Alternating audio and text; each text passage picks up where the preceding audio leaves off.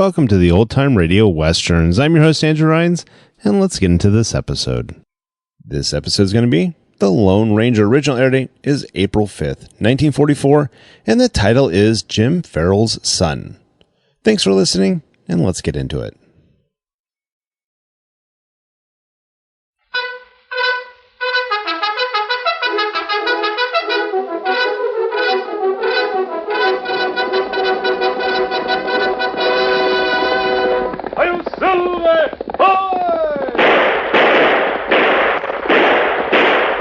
A fiery horse with the speed of light, a cloud of dust, and a hearty hi-yo Silver, the Lone Ranger.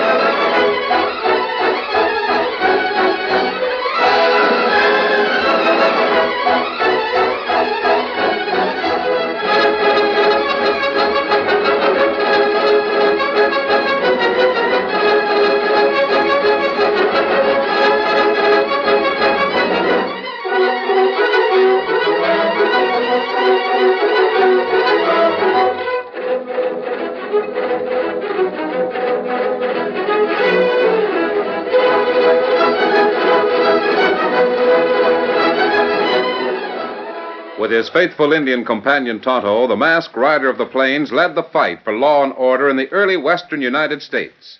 The stories of his strength and courage, his daring and resourcefulness have come down to us through the generations. And nowhere in the pages of history can one find a greater champion of justice. Return with us now to those thrilling days of yesteryear. From out of the past come the thundering hoofbeats of the great horse Silver. The Lone Ranger rides again. Come on, Silver! Up the trail, big fellow! Hi-yo, Silver! Hi!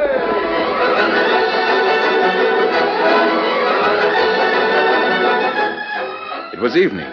Old Jim Farrell, owner of the Circle B, sat in the ranch house talking to Bert Harkness, lawyer and hotel owner in the nearby town of Red Rock. So you want to make a will at last, huh, Jim? Why the sudden desire for a will? I've never heard you mention any near relatives. I want to leave everything to my son, Ted. Your son? Well, I've known you a long time, but I've never heard of you having a son. Surprise, huh? So lots others be. Where is this boy you speak of? Back east. He said eyes on him since he was a baby. Well, I'll be... Yep, surprising, ain't it? It was nigh under 22 years ago I bid Lucy and our newborn son goodbye and come out here to lay my stakes. Lucy died, and the boy was raised by Lucy's ma. Must be quite a man by now, I reckon. Have you kept in touch with him? Oh, off and on. We've been riding back and forth. Most letters been coming from his grandma, though. Lucy's ma, you know. Mm-hmm. Well, seems like she ups and died, and Ted, he's coming out here. Just got word yesterday. That note on the table come by Pony Express. Read it if you have a mind, Ted. I'm alone now, Daz, and I thought we should be together. But of course, up to now, I couldn't leave poor Grandma, and she wouldn't go west. I'm coming out now to be with you and to learn to be a good rancher. I expect to arrive in Red Rock about the 2nd of May. Well, say, Jim, that's day after tomorrow. And there's a stage due in that morning. Oh, that's what I figured. I would have to have this blamed rheumatics in my legs so I can't meet him. Well, one of the ranch hands will have to go for him. Would your son know you if you did meet him? Did he ever get a picture of you? Well, Harkness, you know blame well nobody would get me in front of one of them doggone tin-type gadgets.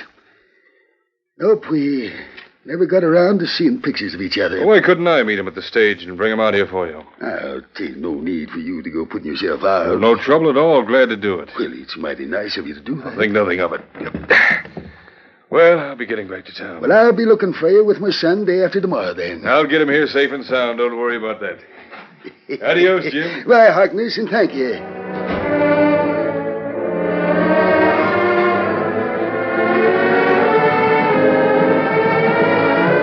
The next afternoon, Harkness, accompanied by one of his friends, journeyed from Red Rock to Carlo Gulch on business. They were standing in the cafe when a strange young man of nice appearance entered. Say, Chuck, I wonder who that fellow is. I don't know. Why? I have a reason for asking. I've been doing some thinking about a certain matter. I could use a young fellow like him, if he were willing to play along. No harm in asking him to join us in a drink. He looks like a stranger around here. That would just suit my purpose. Call him over. All right, if you say so. Hey, young fella. Come here a minute. Oh, you speaking to me, mister? Yeah. My friend here wants to have a word with you. Oh. Here I am. What's this all about? You're a stranger around here, aren't you? Yes, I am.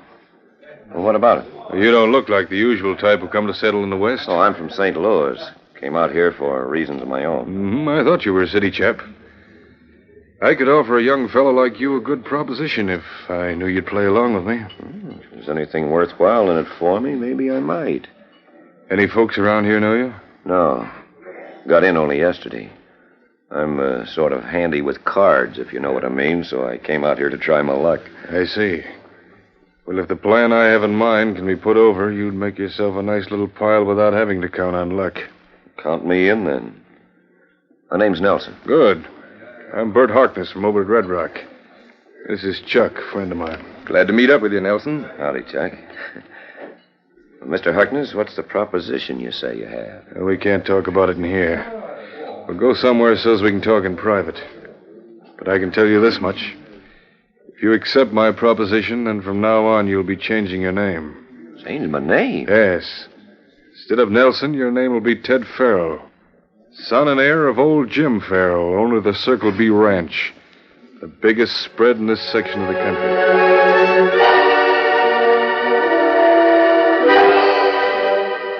On the morning of May 2nd, Dan Reed and Tonto rode into Red Rock to get supplies.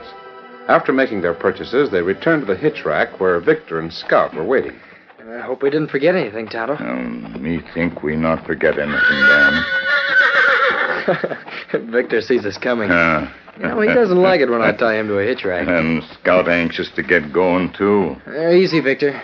We'll get away from here as soon as we can. Stage from East coming in now. It's a stage, all right. I always like to watch a stagecoach come in. Stage always bring new people and news from outside. Oh, Harkness fella come from hotel. Meet someone, Eddie.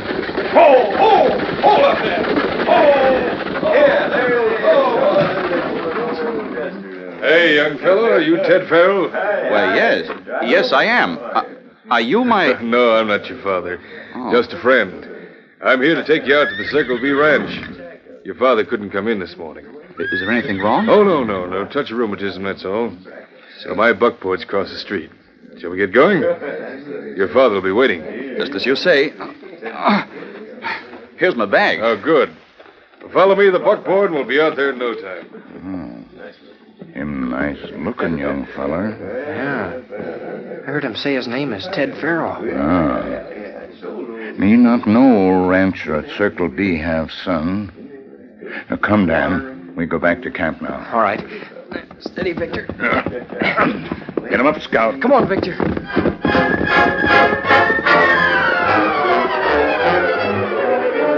As Dan and Tonto rode away from the town of Red Rock, Harkness hurried Ted Farrell over to the buckboard, and urging the horses into a gallop, they set out in the same direction on the way to the Circle B Ranch. A short time later, the buckboard swayed along the trail some distance behind Dan and Tonto. I guess that's about all there is to tell about my life in the East, Mr. Harkness. I hope you don't think me too inquisitive for asking you about yourself, Ted. Not at all. As an old friend of your father's, I was interested to know. Well, before you know it, you'll be home. Home. I'll have to get used to calling the ranch my home. And I'll have to get used to having a father around, too. Yes, I guess you will. Hey, sounds like somebody coming behind us. Why, it's two masked men. What, maybe they're going to... Pull up there! Pull up there! The next shot won't go over your head. Who there? What's the meaning of this? Never mind the questions. We got you covered, and if you don't want to taste lead, you better do what we say. If this is a holdup, we really don't have anything worth taking, so I don't... Shut up, you, and get out. Get out? Well, what for? Get out or we'll pull you out. Now make it fast. What? Guess we'd better do as he says, Ted. They look like they mean business with those guns. Darn right we mean business. You're staying where you are. We just want the young fella. Come on, get moving. All right, I'll get down. Now what do you want? Come here, Nelson. Get off your bronc and climb into the buckboard. Now, see here, you can't get away with this. Don't talk so much, mister. Sit right there beside that hombre and keep him covered, Nelson. Now drive on with that buckboard. Get up there. Get up there.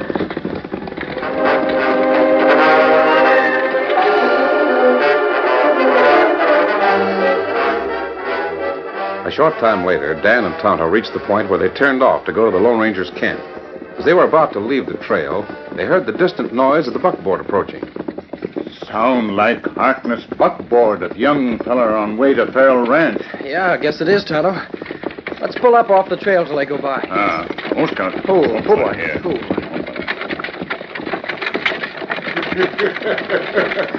You made it look like the real thing, all right.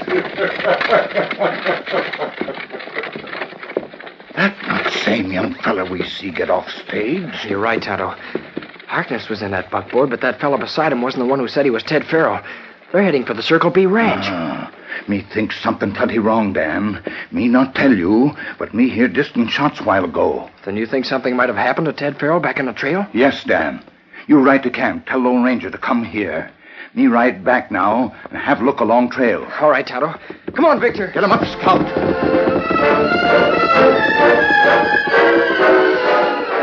While Tonto rode back along the trail, Dan went on to the camp, where he told the Lone Ranger what they had seen. Leaving Dan at the camp, the Lone Ranger mounted his great white stallion, Silver, and set out to meet Tonto. Before long, he came upon Tonto studying the marks from the trail where the holdup had been taking place. Oh, Silver, oh, boy, oh, easy now. Well, Tonto, looks as though you found something there. Buckboard tracks pull off the side of trail here. And fresh tracks of two horses go that way. To right, Kemosabe. And told me about seeing Ted Farrell in town getting off the stage. That the young man was not in the buckboard when it passed you. Not true, Kemosabe. Young feller who passing buckboard with Harkness. Not same young feller who call himself Ted Farrell. I think we'll follow those tracks to the right there and see where they lead us, Tonto. Me think young Farrell fella in plenty trouble. Hey, big fella, we'll soon find out. Come on, Silver. Get him up, Scout.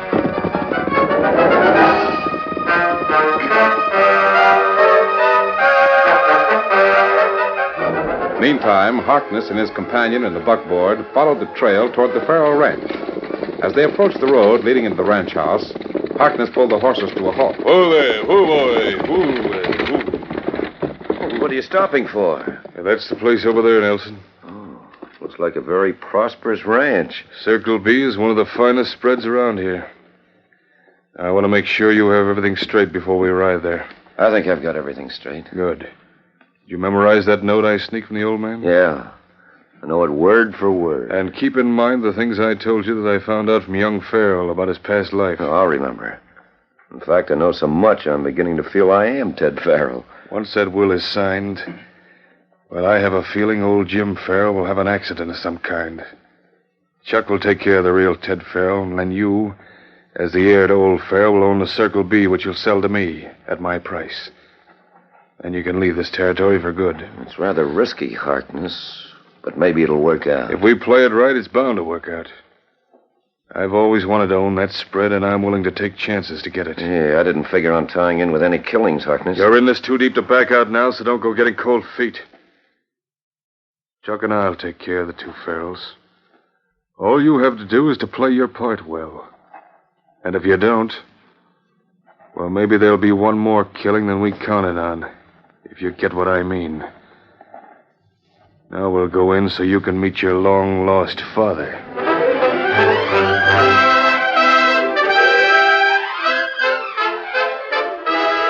curtain falls on the first act of our Lone Ranger story. Before the next exciting scenes, please permit us to pause for just a few moments.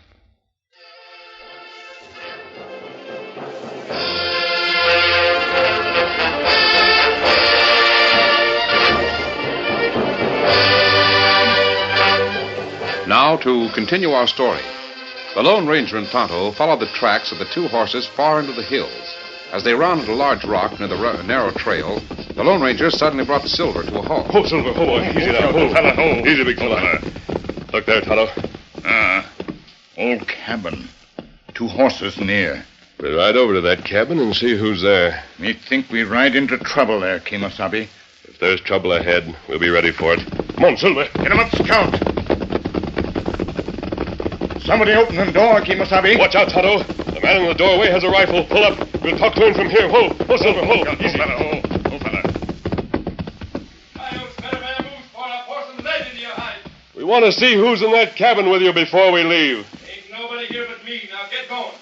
Where's the rider of that other horse? I tell you, I'm here alone. Now turn around, get going, or I'll shoot you down. I'm convinced he's not telling the truth, Tonto. We're going to close in. You circle to the left. I'll go to the right. Tonto ready when you give word. All right, you sneaking coyotes, you ask for it. Now, Tonto, away, Silver. Get him up, Scout. Oh, Silver, whoa. You all right, Tonto? Steady, big fella. Oh, Scout, fella, Oh, fella. Me all right, Kemosabe. Fella, get shot in the arm. Oh, my arm. Take care of his arm, Tonto, and don't let him play any tricks. I'll take a look in the cabin. Somebody's in that bunk over there. Just a moment and I'll loosen that gag. There. That's better. Now to cut these cords on your ankles and wrists. There. You're wearing a mask. Say, you must be that other man who held up the buckboard. What'd you do with Mr. Harkness? You're mistaken. I'm not the man you think. If you're Ted Farrell, I'm your friend. Which is more than can be said for Mr. Harkness from the way things are turning out. I am Ted Farrell. But who are you? And why have you come to help me? Now, wait, Ted. I want you to trust me and don't ask any questions just yet. It wasn't an ordinary holdup back there a while ago. I have reason to believe your father's going to have trouble, too. And we've got to work fast if we're going to help him. All right. I believe you're my friend. I'll do whatever you say. Good. Come with me. That feller, Ted Farrell, who get off stage. Bad man able to go when ready. Me fix his arm, me got his gun. Help him on his horse, Tonto. You ride the other one, Ted. You ain't taking me no place. Get on horse, quick. All right. Where we go now, Kemosabe? Steady, Silver. Right now, we're going back to our camp, Tonto. I want to have a good talk with this outlaw. Also, Ted and I have some things to discuss. After we get there, I'll tell you what I want you to do. Now come along with me, outlaw. Get him up, Scout. Yeah, boy. Come on, Silver.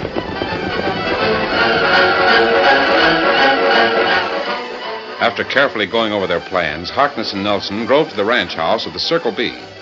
Harkness took young Nelson in to Mr. Farrell. The old man accepted the impostor as his son without question.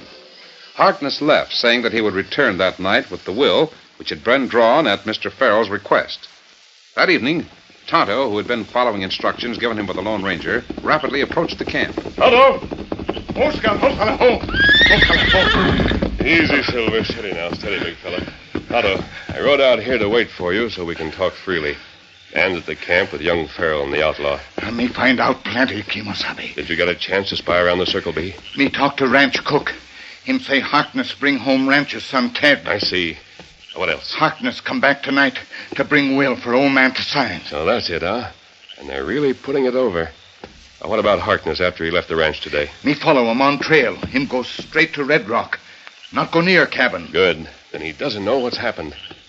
Now we'll go to the camp, Tonto. A little later tonight, the folks at the Circle B ranch will have some uninvited guests. Come on, big fella. Get him up, Scout.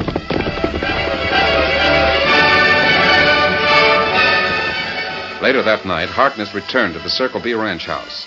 He was seated in the living room talking to Mr. Farrell and Nelson. You're fortunate to have such a nice young fellow for a son, Jim. Yep, I guess I am at that. Did you bring over that paper you were going to fix up for me? Sure did. You got it right here in my pocket. Yes. Yeah. You know, Harkness, there's one thing I forgot to have you put in this will. Well, what did you forget, Father? Yes, Jim. What do you mean? I drew that up, leaving everything to your son here. I want to leave everything to Ted, all right, but I want you to write in a condition to that will. A condition? What sort of a condition, Jim? Well, I spent 20 years making this ranch the finest one hereabouts. Means a great deal to me. And a will to Ted, too, if he takes proper care of it. Well, that's what I came out here for, Father. To help you run the place and to learn to be a good rancher. Well, I'm glad to know you want to be a rancher like your dad, Ted. I'd like the Circle B to be a sort of a monument to my name. A legacy to be handed down from one generation to another. Just what are you getting at, Jim? How do you want me to change the will? I hope for Ted to get married and have a son of his own someday. A son who can take over the Circle B and keep it going. That's why I want you to say in that will that Ted must never sell or trade off any part of this spread.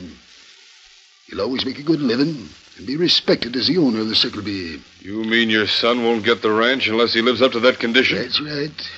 But I know Ted won't have no objections, will you, son? Well, Hey, wait a minute. I'll bet he put that idea in your head. After making a deal with me, he's planning to double Shut up, cross. Harkness. I knew nothing about that condition until just now. What's that you say, Harkness, about my son making a deal with you?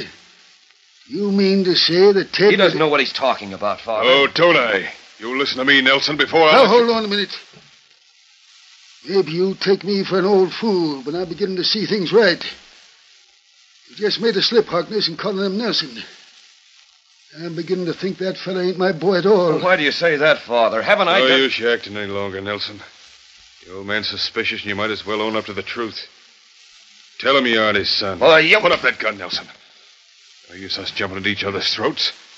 We can still make things go our way if we work together. Not after you gave away our plan. Sure. You was planning to trick me out of the ranch by having this sneaking varmint pose as my boy, huh? You'll sign that will as it is, Jim Farrell, right now. That wouldn't do you any good now that I know he ain't Ted. When Ted does get here, you'll see to it that you two low That down... son of yours will never get here, Farrell. I've already seen to that. You'll sign that will, and then... Well, you won't be around to tell anybody that Nelson here isn't your real son. No, sir. I ain't signing that paper. I thought that ornery critter was too slick-like for a Farrell. You'll sign it all right. Trying to scare me with that gun, huh? I don't intend to argue with you. I mean what I say. If I do sign that will, you'll shoot me anyway, is that it, you murdering coyote? Don't take time to argue with him, Harkness. Go ahead and shoot. I ain't going to sign. Go ahead like he says, Harkness. I didn't tell you before, but I'm as good at faking names as I am at playing cards. I'll sign it so it'll look like he signed it himself. A forger, huh? Well, you won't get away with it. I'll take that paper. Oh, no, you won't. If I didn't have this rheumatism in my leg, Harkness, you wouldn't have dared to hit me old as I am. Get it over with, Harkness. Shut him up and let's get that will signed before anybody comes. You get out of here, and I'll tell the ranch hands I found my father murdered. All right, Jim Farrell, you ask for it. Hold it. I have you both covered. A masked man. Drop that gun, Harkness, quick. All right. But I'll get you without it. Nelson, get the old man. Shoot him. Oh, no, you don't, you killer. You missed. Now I'll give you a chance to use your fist, you sneak. Oh, that's sure a good hitting, young fella. No mask hombre is going. Oh, you're wrong. Good fighting, strangers. Oh, you got here just in time. They was aiming to kill me off. I reckon they already did away with my boy, my Ted, who was coming out here to be with his old dad. Maybe your hopes can still be fulfilled, Mr. Farrell. Take a good look at this young fellow here. Huh? Do you mean he's... Dad. Yes, Mr. Farrell. This is your real son, Ted. My boy. My Ted. Now that I look at you, I can see that you're the spitting image of your dad when he was a young'un. And you fight just as good, too. They almost kept you from me, son. Yes, these two men had it well planned, Mr. Farrell. Harkness there, whom you trusted as a friend, planned to do away with you and your son and take over your ranch. Gee, Dad, if it hadn't been for the masked man, we'd never have been together. One of Harkness's men almost finished me off. I suspected all the time that young nincompoop wasn't my flesh and blood. That's why I thought about putting a condition in my will, just to see what he'd say about it. There comes the ranch hands. Must have heard that shooting. Good. They can take care of these two outlaws and see that they're taken to the sheriff at Red Rock. Well, the boys might get overexcited on the way, so Ted and me will ride along with him. Even if my rheumatiz kills me, I wouldn't miss taking him in, stranger. Fine. It's best to let the law take its own course. What's going on in here? We heard shooting. Now, boys, this here's my son Ted. Those two critters resting easy like on the floor tried to kill him and me to get the Circle B ranch. Who's the masked man? He must be with those killers. Let's string them all up. Now, hold on. Take it easy. That masked man saved our lives. That is with the help of my son here. And there ain't going to be any stringing up either. We're all riding into Red Rock to hand these coyotes over to the sheriff. Come here, son. It's sure good to have somebody around to call me Dad. Boys, from now on, Ted here is boss man of the Circle B. I've seen him fight, so I know he can handle the job. He's a chipper off the old block. Thanks, Dad. We both owe our thanks to the masked man. I want to shake his hand and tell him how much it means to both of us. So do I, son, so do I. Where is he? Why, he isn't here. He's gone.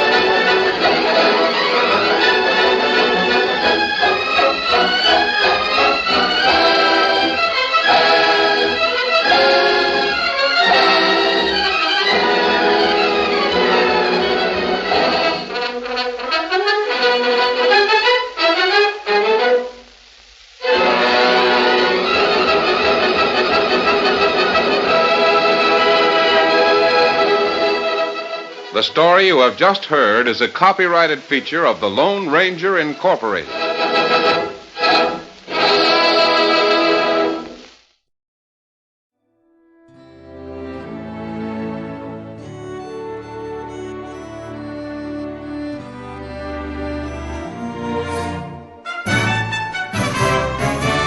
This has been a presentation of OTRWesterns.com, and we hope you enjoyed. Please take some time to like and rate our shows in your favorite podcast application. Follow us on Facebook by going to OTRWesterns.com/Facebook.